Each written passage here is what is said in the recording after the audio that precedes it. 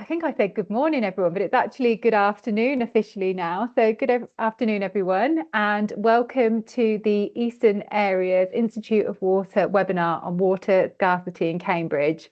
I'm delighted to introduce Natalie Akroyd, who is the Director of Quality Environment at South Staffs and Cambridge Water, who's going to be taking you through the webinar today. I'm sure after the summer that we've all been through, that we understand the importance of water scarcity and where that can put our water resources at. And this session is particularly around that in Cambridge. And for those of you who are just joining, the session is being recorded, so I wanted to let you know ahead of the webinar starting.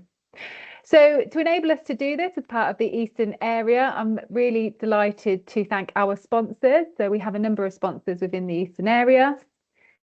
If you're okay to move to the next slide. Thanks, Natalie. So thank you to all of those that enable us to put on these events throughout the year for everybody within the Eastern area and members across the regions as well. Just to let you know before we get started of a couple of events that happen in the next couple of weeks.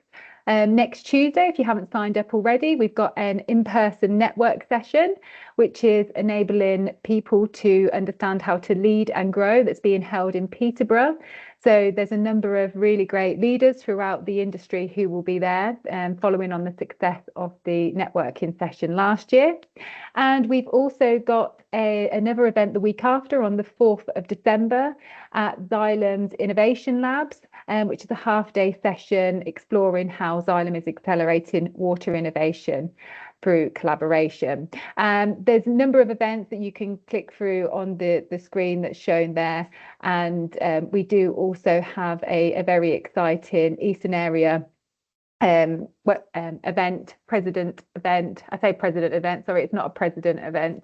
It is a dinner that is happening in March next year. So do check that out as well. So without any further ado, I'll hand over to Natalie. If I could just make you aware, if you do have any questions, please pop them in the chat and we will do a question and answer session at the end rather than doing it throughout the session. So please pop anything in there and we'll come to that at the end. Over to you, Natalie. Thank you. Great, thanks, Cara. Hi, everyone.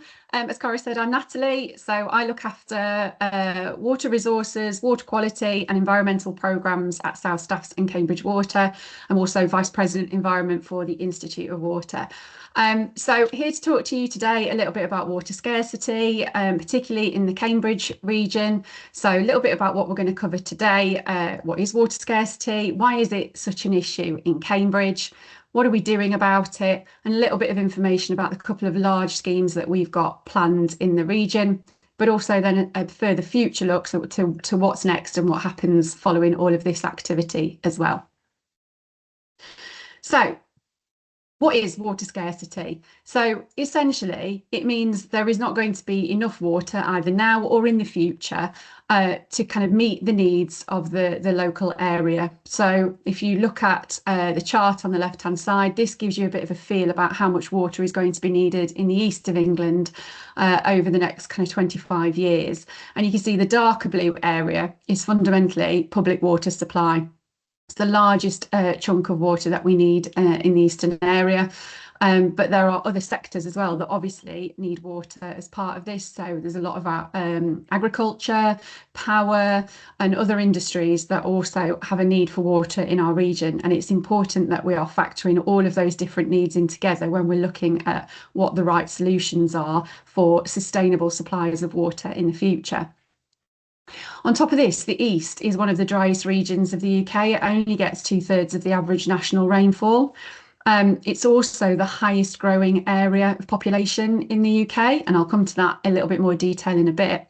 And therefore, you've kind of got this significant pressure on the environment of more people, less rainfall, and that's why we find ourselves in this kind of area where there's a potential shortage of 800 million litres of water a day in the future, unless some urgent action is taken. So what is the specific challenge in Cambridge and why do we hear so much about the kind of Cambridge challenge that we have?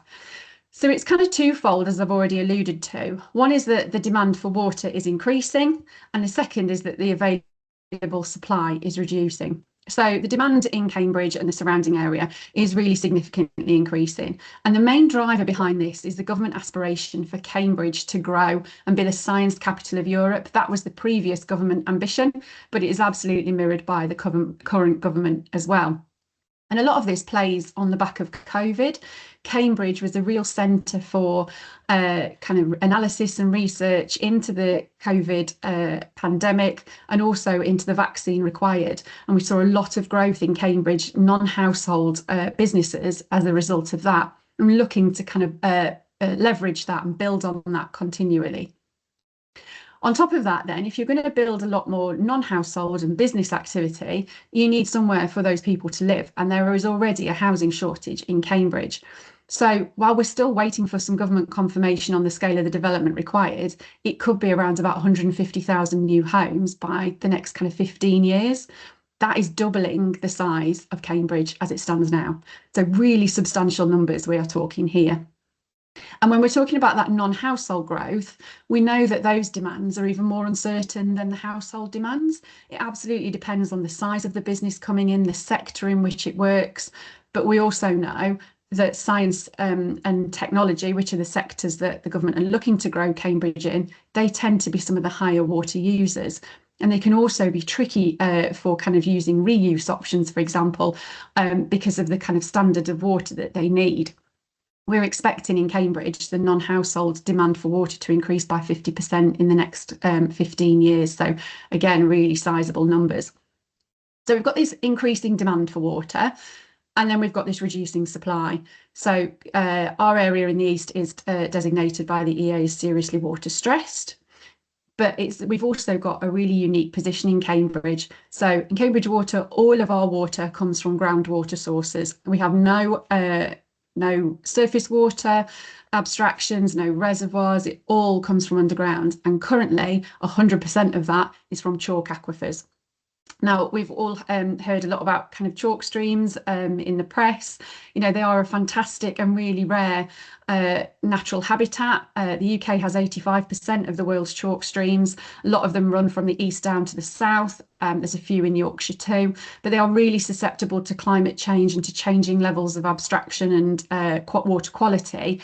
And we need to do a lot of reduction to the amount of abstraction we take from them to prevent any further deterioration and protect against climate change in the future.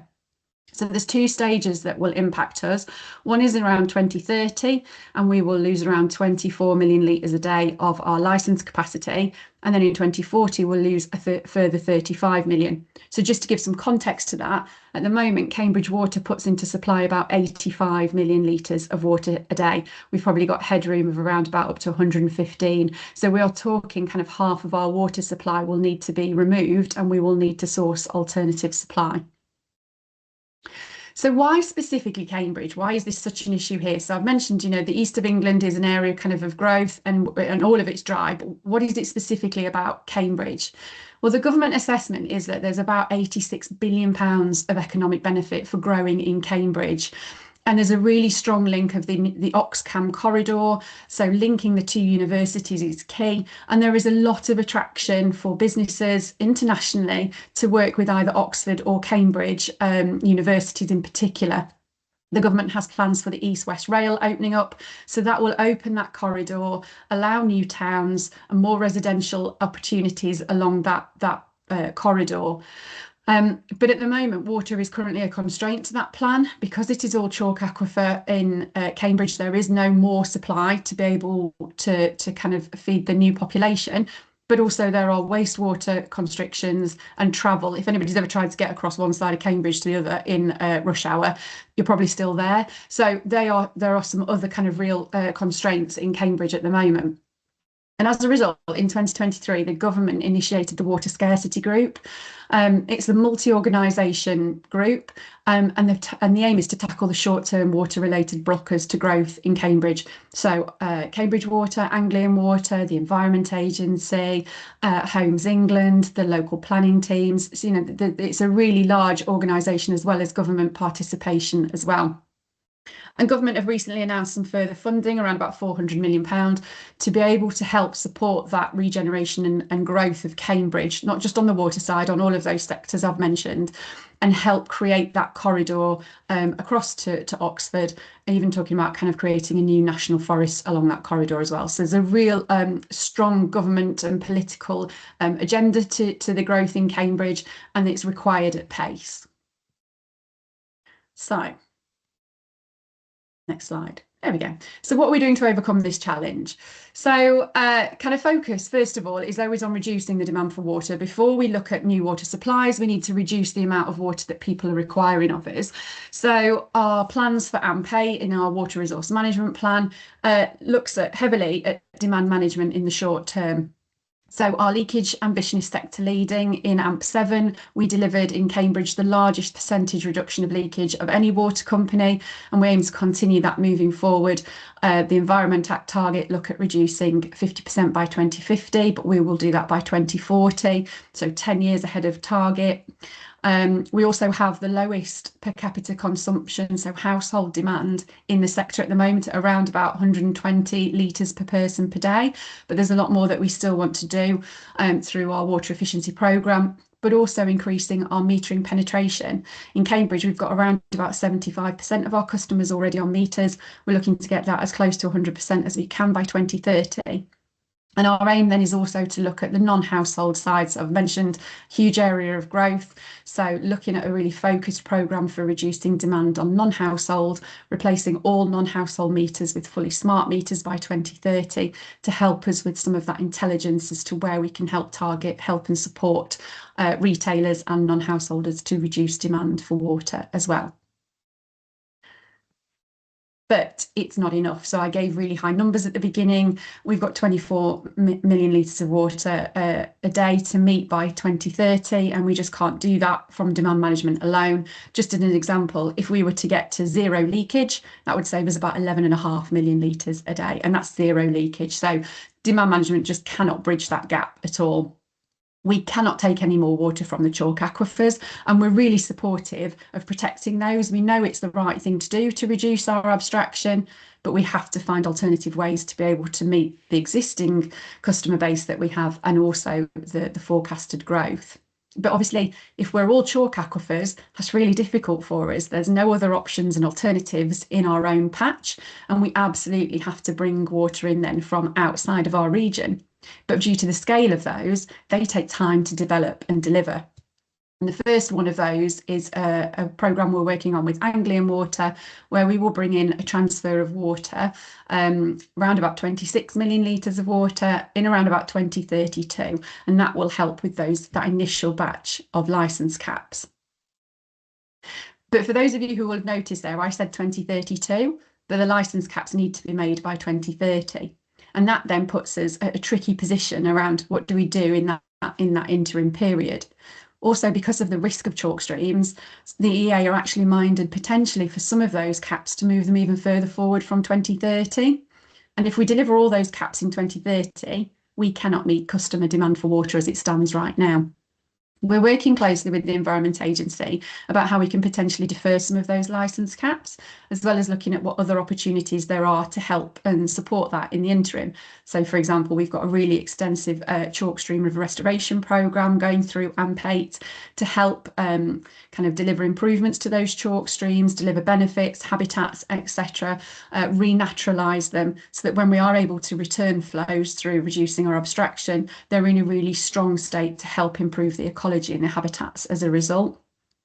But it's really important for us that we do not increase our abstraction levels across AMP8. So we've got growth coming in, but we need to make sure we are not causing any deterioration to those environments as we go through. So really kind of strong focus around how do we balance the growth and also balance that environmental need in the short term. And one of the areas that we have looked at is applying a kind of enhanced assessment process to non-household applications when they come into our business. So if they are not for domestic type purposes, so washing, cleaning, etc., and they are over a certain threshold, we may have to turn to the developers and say that we cannot connect them until 2032 when we have the available water for supply. But we have been working really closely with those developers to say, if you could install rainwater harvesting, if you could look at doing something else here, then you'd be able to reduce your demand, and potentially we could go forward with a connection. And that's already paying dividends. We've seen developers adjust their plans, seen them come in at a lower demand. It's a really successful programme at the moment. So those things are some of the other things we're doing in the interim. But I'm going to give you a little bit of detail now on the Grafham transfer before I then come on to the Fens Reservoir. So Grafham transfer, as I said before, is going to be about 26 million litres of water from Anglian Water's Grafham Reservoir. So for us, this is a huge shift. We've always had groundwater in our system. It's always been beautiful chalk water. Our customers love it. You know, it's fantastic water, and we will now be bringing surface water into a groundwater system. So how do we best do that? And these are some of the kind of discussions and modelling that's ongoing at the moment. Do we bring that in to feed distinct zones? So certain areas will be fed with Grafham water, certain areas would continue to be fed with chalk stream water, or do we blend that so that everybody gets a little bit of a mix? Which gives us the best resilience if we had a drought or if we had an outage at a site? Which one gives us the best security of supply for our customers? And also, which is the most acceptable to our customers? We know that change in source water for customers is not very appealing. But if you're changing it constantly because one day they're having blended water, one day they're having chalk water, that change is certainly not palatable for customers. So how do we do that in a way that customers can get on board with, can accept and can buy into? And also, what else is feasible based on how our network is set up and configured at the moment, how we operate our system, what changes might we need to make to how we operate it. So a lot of work going on in the background about how we do that. We also know that we're going to have to undertake a really large customer engagement programme regarding that change of water.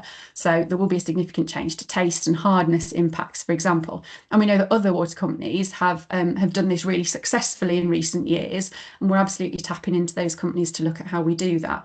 But it's really critical that, of course, the water coming to us from Grafham is treated, it's absolutely potable and wholesome, but it will be a change for our customers. And it's really important that customers accept that change in water. It's a really key factor under the DWI's focus for wholesome, potable water. So we need to make sure we bring our customers on the journey, explain to them the need for why we're doing what we're doing, and help them through interactive engagement and public sessions to understand what those changes will be, how it tastes, and the timescales for that.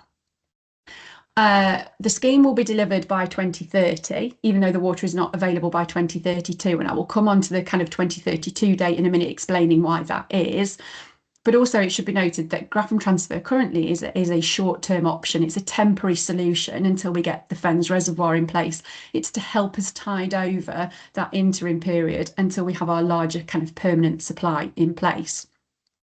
The slide says we're building a 17-kilometre pipeline. It's not, it's 7 kilometres. So that's me getting overexcited. Having walked some of the pipeline length the other day, it felt like 17 kilometres, but it's not. It's about 7. But of course, Anglian Water are also building a pipeline that will go from their Grafham Reservoir over to the east of their region at Reed, handle it right through the middle of our region, and we will tap into that with our 7-kilometre pipeline. What that means is we're working really closely with Anglian Water to deliver this scheme efficiently. So two companies laying pipes in the same area. So we're having joint landowner engagement. We're working together with the local councils.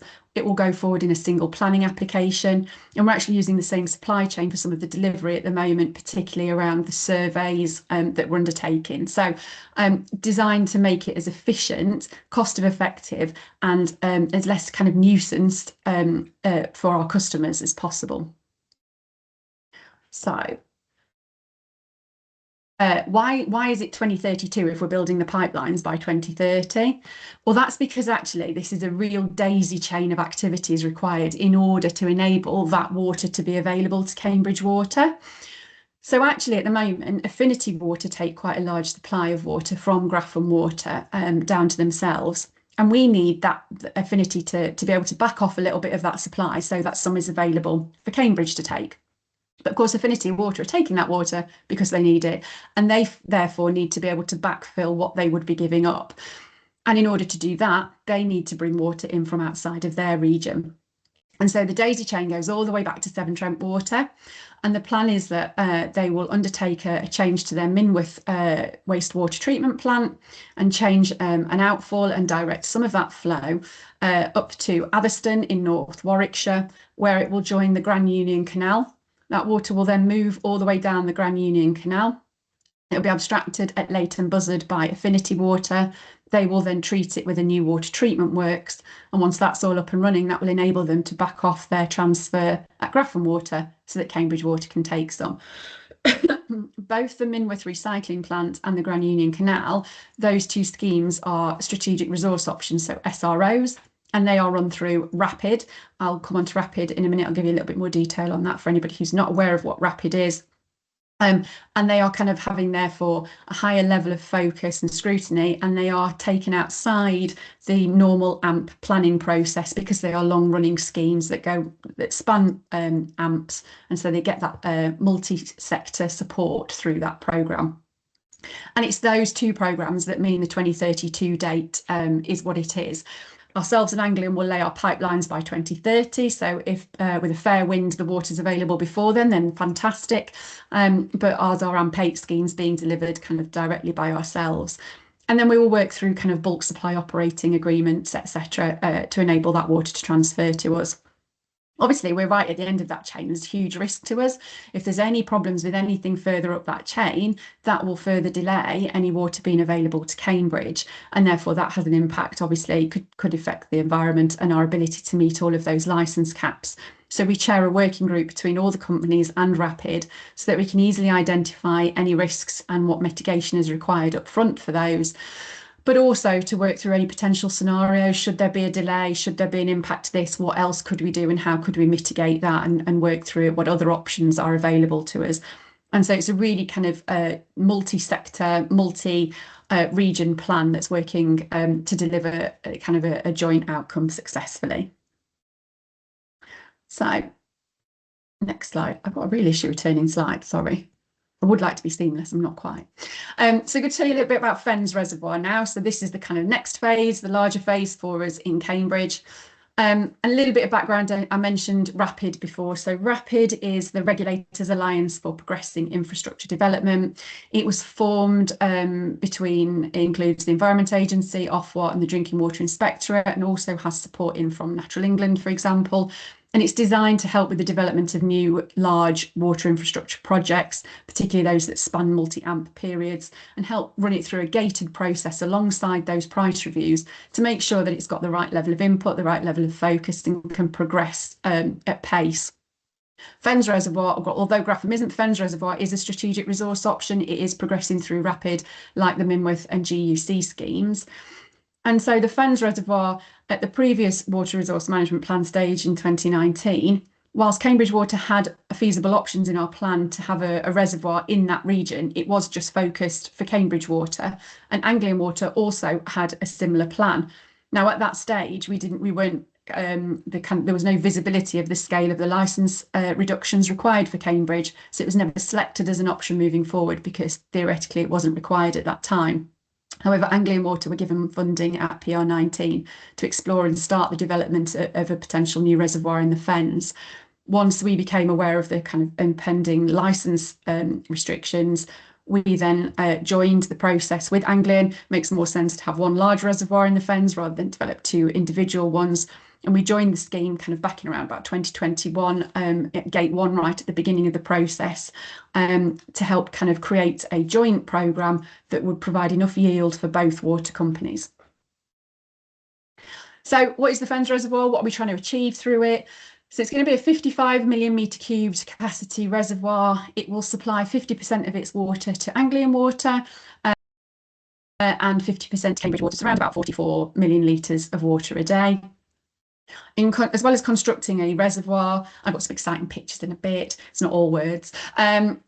As well as constructing the reservoir, we've got the abstraction points to build, we've got a water treatment works to build, and also then the transfer pipelines into Anglian Water's region and down into Cambridge Water's region. The Fens Reservoir is outside of our patch, it's around about 35 kilometres outside of Cambridge, so obviously quite extensive pipelines required as part of this. Now, this is a really large project. We're talking a couple of £1 billion to develop. This is outside of what we can deliver as a water company, particularly one the size of Cambridge Water.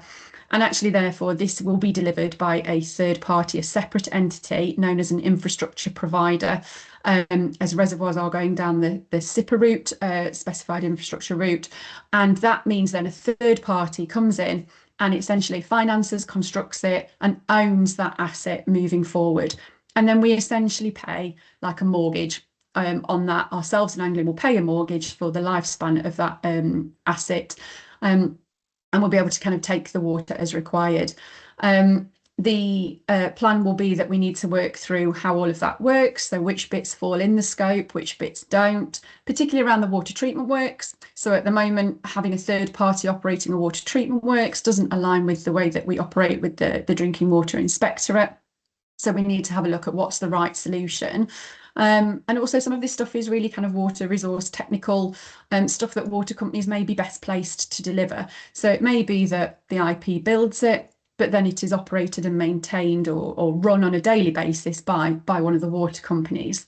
We also need some changes to our licenses in order to be able to do some of this quite technical stuff, but allowed revenue directions as part of our license to enable us to collect water, that'd be nice, collect money from our customers in order to be able to pay the IP for this. So there's a lot of regulatory things in the background in order to be able to enable these programs. But the realistic reason why we have to go to a third party is due to the scale. It offers kind of potentially better value for customers to do it this way. And also, it will be so distracting from delivering the day job for us that it just wouldn't be a feasible proposal. So the required outcomes from the reservoir then is that essentially a new water resource option that allows us to deliver our water resources reductions that we've talked about, our abstraction reductions, and same for Anglian Water, and to be able to meet the growth and the economic development that is planned. We will bring the water into our system at existing locations, one at Bluntisham and one at Madingley. We will need to build an additional service reservoir at Madingley in order to take the additional money. And then a kind of really key focus for us then is about how this impacts our customers. Cambridge Water is a very small water company, taking 50% of that water on a really large, expensive scheme. How does that impact the bills for our customers? How do we make sure that is affordable? What is the right balance of ensuring that we are appropriately representing the cost, but over the right time period and in a way that is affordable and acceptable for our customers and for our regulators? So a lot of activity in the background as to how you make these programmes and projects viable and successful.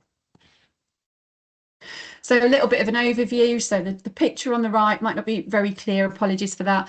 That just gives you a bit of a view of where it is and the different pipelines involved. So the kind of little blue circle in the middle, that's the reservoir. It's up near Chatteris in the Fens area, and it will bring water in potentially from 3 different locations. It will abstract water from the River Great Ouse further south near Erith and Bluntisham. It will potentially bring water in from the River Nene up between Whittlesea and Peterborough. And then it will also take in water from the Ouse washers, which is over on the kind of right-hand side of the diagram. So various ways of filling the reservoir. It will be a winter fill reservoir only, depending on kind of obviously on the availability of that water. And we will then bring that water with the purple arrows down into Cambridge Water's region through Bluntisham and Madingley, and Anglian Water will take that water up to Downham Market to Bexall Reservoir to then distribute through their own region. So it will yield about 88 million litres of water a day, 88 million litres of water a day.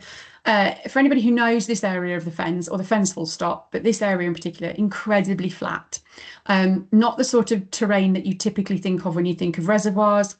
There's no opportunity to dam a river and use a natural valley. There just isn't one. So this is absolutely an embankment reservoir where we will be pumping water in to fill it. As such, we're going to need to build up those embankments. Potentially between about 5 and 15 metres, depending on where you are around that reservoir. So how we manage that impact for the kind of local community so that it doesn't, it's blended in naturally to the environment is a really large focus for us. It's the size of 916 football pitches. That's quite specific. If you kind of drive around the area at the moment, you can drive pretty much around the kind of four corners of it. It is a huge expanse of currently farmland. And it's quite hard to imagine the reservoir on top of it. And I've got some pictures to help with that in a minute. Around about 80 kilometres of pipelines through that as well. At the moment, we're undergoing our third round of public consultation events. So engaging with the public living in the local areas that might be affected either by the reservoir itself or any of the ancillary pipelines or infrastructure. They're really good sessions. They're really fascinating sessions. We're really lucky that the vast majority of local residents really support the reservoir. In this area, because of that relationship with water, because some of it is below sea level, because the fens floods, because of all the, the network in that area, customers have a really strong affinity with the local water and a really strong understanding of it. And that we see that play through in a public consultation events. We are not having to explain to anybody the need for a reservoir and why we're having to build it in this area. That is kind of taken as read and understood. People are very supportive of that. Naturally, there's concerns around the build and the activity, but people are incredibly excited about having this reservoir on their doorstep, the amenity value, the opportunity for employment, what it might bring to the local region. The most common phrase I have, or the most common question I get is, can you hurry up and build it quicker because I'll be dead? Which is always a really awkward one to know how to respond to, if I'm honest. I had a guy earlier this week ask me if at 86 he'll still be able to water ski in it. And last week I had someone who said, I'll be in my 90s, can I still swim in it? So people were really excited about it, and really keen to kind of have that engagement and an opportunity for, in this area, there's not very many walking footpaths that are connected. There's no bridleways, real kind of connection to the local communities. All of the details, if anybody wants to kind of see them in more detail, they're all on our reservoir, fensreservoir.co.uk, so you can see a lot more detail and some slightly less blurry maps on there as well.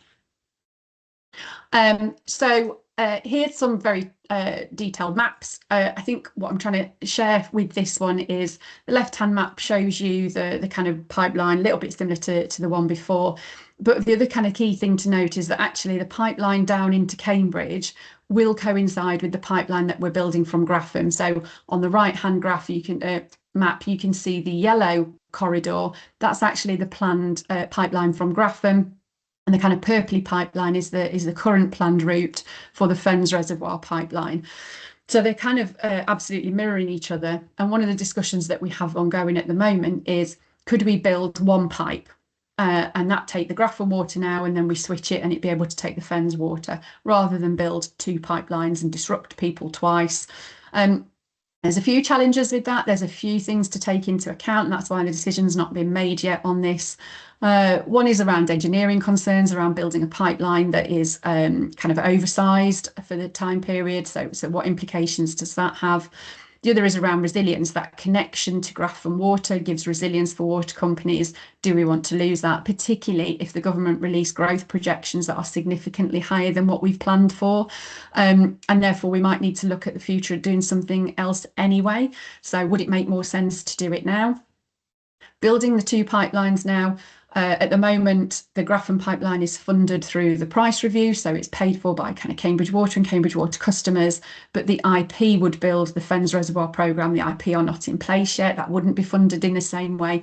So if you're going to build a pipeline now, who pays for it and how does that programme connect together? So there's a lot of different things underway at the moment to have a look at what's the right answer, both for resilience, for both projects, and for the landowners and the customers in the area. So programme of activity for the reservoir. So at the moment, as I said, we're in kind of consultation. We're still in design period at the moment. Because of the scale of the reservoir, it goes to a development consent order planning submission. So therefore, it has to go to the Secretary of State for examination and decision. Proposing in our plan that might take between 12 and 18 months. The government have fairly recently announced some proposals to speed up those kind of significant infrastructure planning programmes. So you never know, we may be able to see some shortage of that time, but at the moment we're kind of going on current timescales to make sure that there's no over optimism in the plan. And that would then see us probably, assuming that goes through successfully through planning, 2029 would see us do some enabling work. So that might be improvements to the local road network. Some of the roads in the area, it's like being on a roller coaster driving along because of the fens and the water table. The roads are really bumpy, they're falling away, some of them are broken up. So it's likely that we will have to do some considerable work to be able to bring HGVs and stuff into the site to be able to actually do some activity. There's probably some work we will have to do around ecology and wildlife, etc. Spade in the ground around about 2030, probably a 4 to 5 year build programme, maybe a couple of years to fill it. So we're expecting water into supply around about 2036 at the earliest at the moment. Right, pictures at last. So scale comparison, for anybody who knows Grafham Water and Rutland Water, it will be about the same volume as Grafham Water, but it is not the same shape, and I'll come on to that in a second. So if you overlay the Fens Reservoir onto Grafham Water, it probably takes up about 2/3 of the size of it. If you overlay it onto Rutland Water, it's much smaller because Rutland Water is huge and it's got that island in the middle. So just to give you a kind of bit of a scale for anybody who knows the region. This is what it will look like. So the reason there is a picture of an ammonite at the bottom is because that is the shape that we are designing the reservoir in at the moment. And that is because when we were investigating this particular site, and we investigated 85, I think it was, potential locations, looking at all sorts of things around topography, geology, geography, archaeological history in the area, impact to local residents, a huge range of things to be able to pick this as our preferred site. But when we were undertaking some of those ground investigations in the area, found a lot of ammonites, and therefore a lot of reservoirs like Grafham, like Rutland, are kind of built into their natural environment, kind of more natural looking. Here, because of that completely flat landscape, you can't really do that. So we wanted to make a feature shape of it, and we've gone with this ammonite shape because of that local connection to it. The very bottom left-hand corner, you've got Chatteris, which is the largest conurbation in that area. So the aim is that bottom area will have a lot of wetland and a lot of footpaths to enable people to come in from the Chatteris end and enjoy the reservoir. And the water treatment works will be down the bottom end. That's the dark blue area that you can see. The top left-hand corner by Doddington, that's the main entrance to the site. That's where all the kind of main activity area will be, visitors centre, the main car parks, etc., and kind of hub of the area. And then on the right-hand side, on the eastern zone, that's the side that the Ouse Washers is on, which is a heavily protected area, very kind of site of very of science. Okay, triple SI. And it's also a Ramsar site, etc. So very kind of wildlife, nature focused area. So we want to keep that eastern side of the reservoir, that kind of more natural kind of haven for wildlife. There will be footpaths all the way around, but that will be a more natural area rather than the kind of top left hand area, which would be a little bit more kind of man-made with paths and viewing areas, etc. Artist impressions. So this is looking from Chatteris up to the reservoir. This is what we would see it looking like. So a lot of this wetland area in the bottom, in order to be able to kind of provide some biodiversity enhancements and kind of play into the very natural water nature of the fens. This is kind of coming from the very top end. So this lagoon area here, essentially this area will be kept at a constant volume throughout the year. So this is the area where you'd be able to do, I don't know, things like paddleboarding, the recreational area that we're proposing. So we need to be able to keep that at a kind of constant level to be able to enable any of those activities. And then the rest of the reservoir would be kind of open, potentially some sailing on it, etc. This is where the visitors centre would be, but we're at that kind of stage around how do you enable other entities to be able to make the most of the site. So you've got a visitor centre. Is there an opportunity for glamping? Could we get the local scouts to have an area here? You know, all those sort of things, all those opportunities we are keen to be able to explore and to be able to enable as much as possible so that it is giving a lot more to that local community and it's not just a hole full of water to give public water supply. And there's just another artist's impression of the kind of wetland areas and the visitors centre. So just to give you a bit of a flavour of what we're kind of sharing with customers in the local area at the moment as well. So last thing from me is around what happens next. So that's our kind of long-term programme as it stands at the moment. But what if, you know, what else is coming? What else do we need to be preparing for? And what other things are we continuing to explore in the area? Our water resource management plan also has a new treatment works kind of after the Fens Reservoir around about 2041 for another 7 million litres of water a day off the River Cam. That's to help with the kind of next stage of growth that is forecast at the moment. So we need to build a new treatment works and to be able to treat and supply that water. We're also exploring the use of bringing back 4 disused boreholes online. Right in the very top of our patch is just a little bit of area that is not chalk aquifer, it's a different aquifer, and therefore we are potentially able to reutilise some of those sites that have previously been mothballed due to water quality issues. They've been out of supply for like 20 years, but of course water quality treatment and the options that we have there have come on a lot in that time. We are now able to treat the kind of quality of water that we're seeing up there. And so we are bringing back online 4 disused boreholes up there. When we're looking at kind of scale of numbers, they may give us 5 million litres of water a day. They don't solve world peace, but they absolutely help support, particularly in that short term, that gap that we've got, and give us some more headroom to be able to meet customer demand and any increase in growth. But one thing that's needed to be really kind of clear on is that our water resource management plan is based on the current local plans, not the 150,000 extra homes that are being mooted for Cambridge. None of that's confirmed yet. And until we get the kind of next stage of that, we don't know how much more will be needed. But if those scenarios come to pass, if that's exactly what the government do want to do, we will need something else. And so we're already looking at, well, what is that something else? Is it a Fens 2? What else could it be that we need to do? And obviously the kind of key thing for scale would be desalination. So looking at desalination on that eastern coast, how could we bring water into the region that then might free up water elsewhere in the region to come to Cambridge, rather than necessarily Cambridge Water building a desalination plant and then pumping it all the way in from the coast, which is not effective. So working again with Water Resources East and the eastern companies to look at options around that. We've also got potential options around where is the areas of surplus? That's exactly what we're all doing now as water companies. Where are the areas of surplus? Potential opportunity for the River Trent through the Midlands. Could we look at bringing water down from the River Trent? Other things in the kind of local area that we are looking at. Cambridge Water a few years ago built a water reuse plant at Eddington, which is a Cambridge University campus. The purpose of this was to have excuse me, a dual supply of water. So potable water for all the kind of potable water needs in the house, but reuse water to be able to kind of flush toilets with and use in washing machines, etc. Due to the kind of guidance and the legislation that we have in place with the Drinking Water Inspectorate, we are not able to use that reuse system in the way that it is designed to be used, because as a water company, we have to provide water that is at potable standard, and that is not what the reuse system does. We are working with government and the DWI at the moment around what is needed to unlock that. Yes, there's probably some legislative changes, but what can we do in the short term to look at how we could get a system like Eddington working?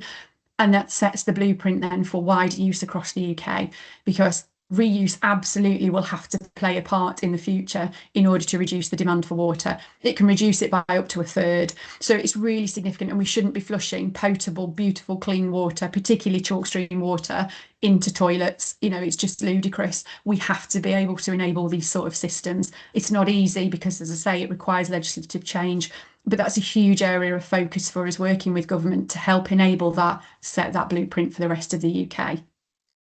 There's other options as well. So in the eastern area, there are a few water resource options looking at utilising existing farm reservoirs. So lots of farms have winter storage reservoirs for themselves, many of which are not fully utilised. And is there an opportunity to bring water in from those, maybe on a joint basis, using some of the existing networks that we have in the eastern region through the internal drainage boards, the open channels that we have? What water availability is there? When would it be available? How would we treat it? What's the quality, etc.? So we are exploring those options with a lot of local farmers, with the Environment Agency and with Water Resources East at the moment, to see if there's additional opportunity there.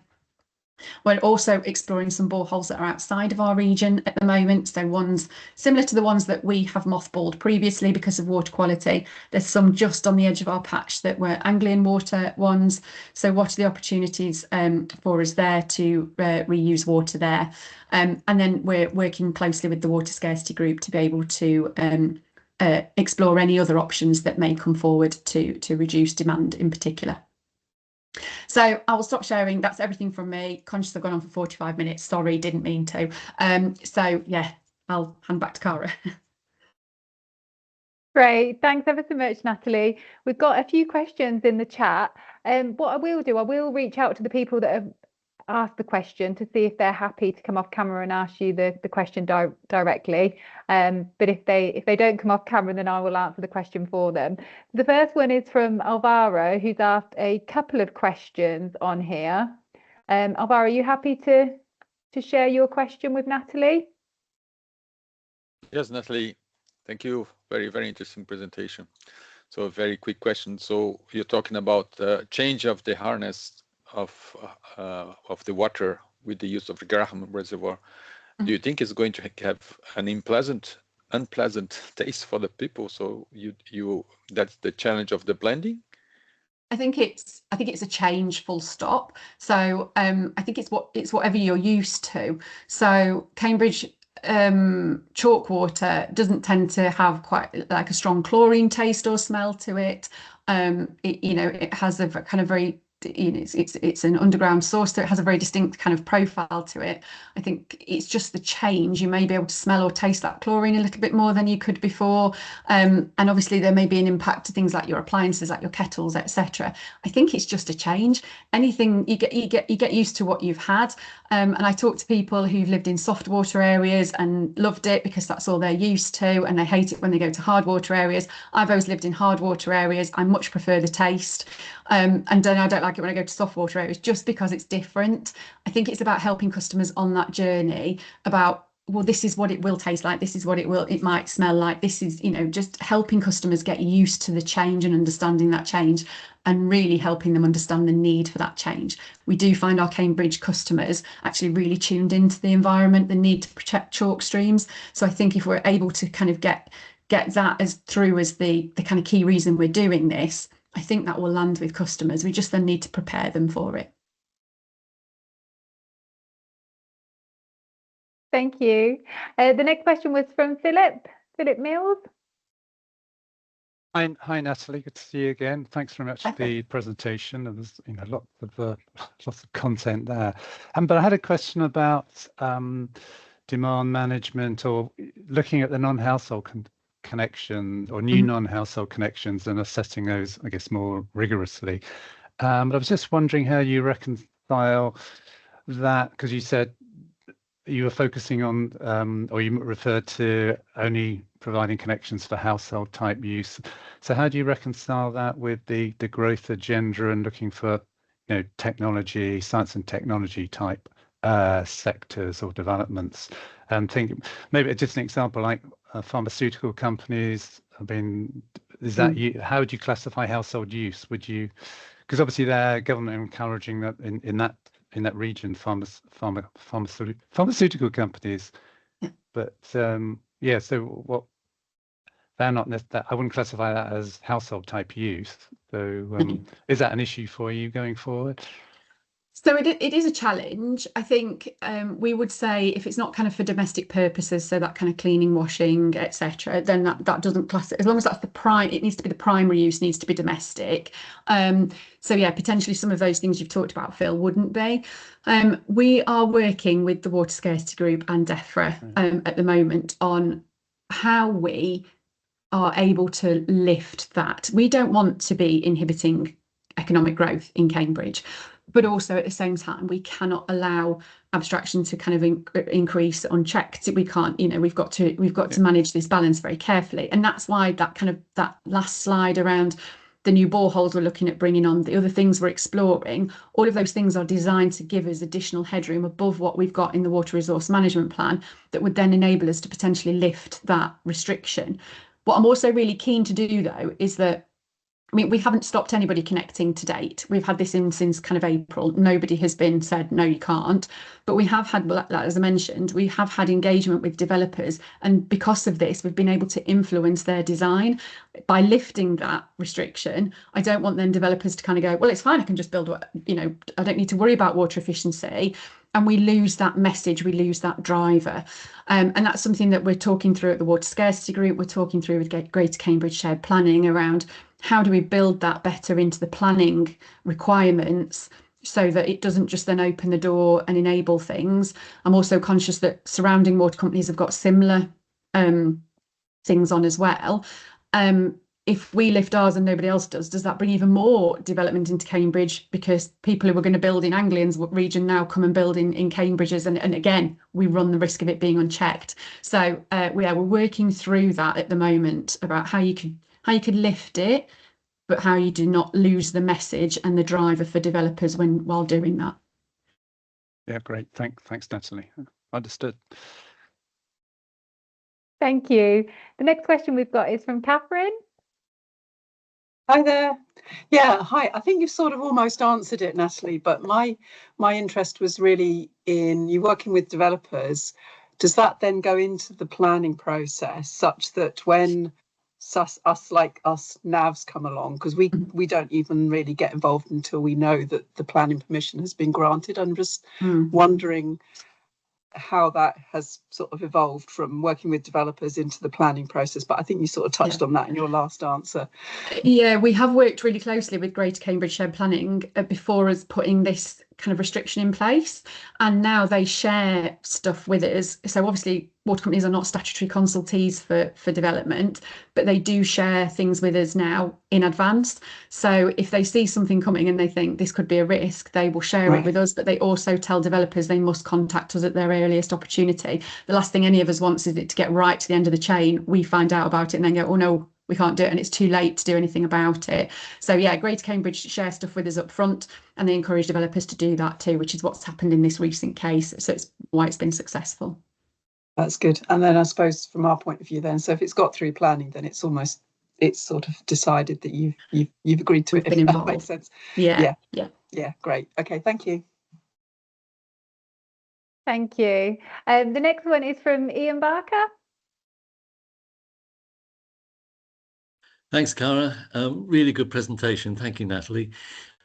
A question I've always wondered, there seem to be an awful lot of groups in Cambridge with an interest in planning or water, and I've never quite understood how we manage to ensure that they're all aligned and supportive of our proposed solutions. So have you managed to shepherd them into the place that you need them to be, or are they a bit troublesome? You can be diplomatic if you want. I think the kind of bringing in the Water Scarcity Group has really helped, because you've got the main players in the room and therefore we get one version of the truth all the time. I think, you know, that's now led by DEFRA and by the Ministry for Housing, Local Government and Communities. So you've kind of got that. Previously there was a tension between DEFRA and MHCLG. One wants growth, one wants kind of environmental protection. Having both of those leading that means that we've got that balance, we've got that understanding of trade-offs in that group. So actually it's getting a lot better. It's taken time to find its feet. It's taken time for people to work out how the balance of power works and how we all kind of work together on this. But now it does genuinely feel like a joint group with kind of people working together for the same outcome. So I think we're getting there. I think there's still some kind of subgroups in different areas. We're working at how we kind of bring those along. But I do think we've made quite good strides in that area. Thanks. That's good to hear. Thanks. And another question from Andrew Davey. Hi, Natalie. Thank you for a fantastic presentation, really interesting.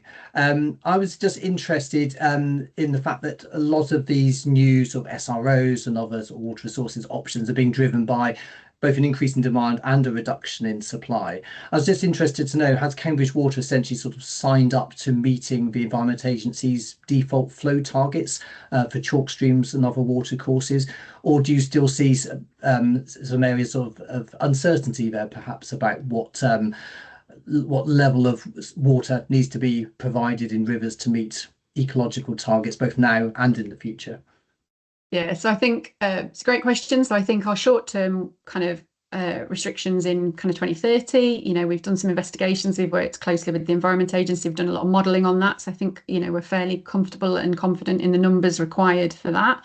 I think the longer term environmental destination work still does need some probing, it still does need some additional review. We're all undertaking investigations into that in AMP8. We're doing that kind of as water companies, as regional groups as well. And I think there is definitely some refinement on those to be done.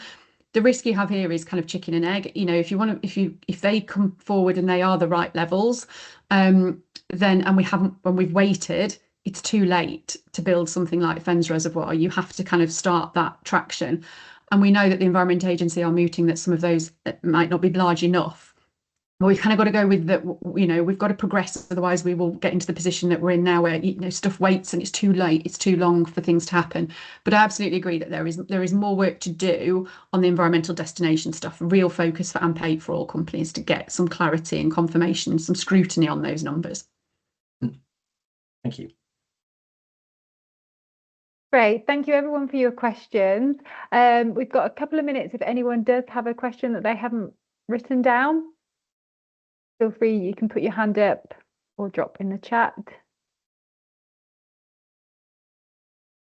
Otherwise, I think that's it, Natalie. Thank you ever so much for a fantastic presentation, some really nice feedback in the comment section. So thank you for everyone for being engaging and including your questions in there. Gina has popped up a short survey. If you can help us feedback on that, will help with the Eastern Area webinar and help us going forward. Thank you very much, everyone. Have a great weekend.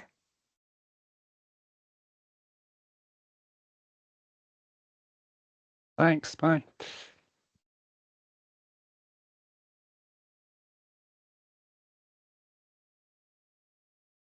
Thank you. Bye. Thanks, Catherine.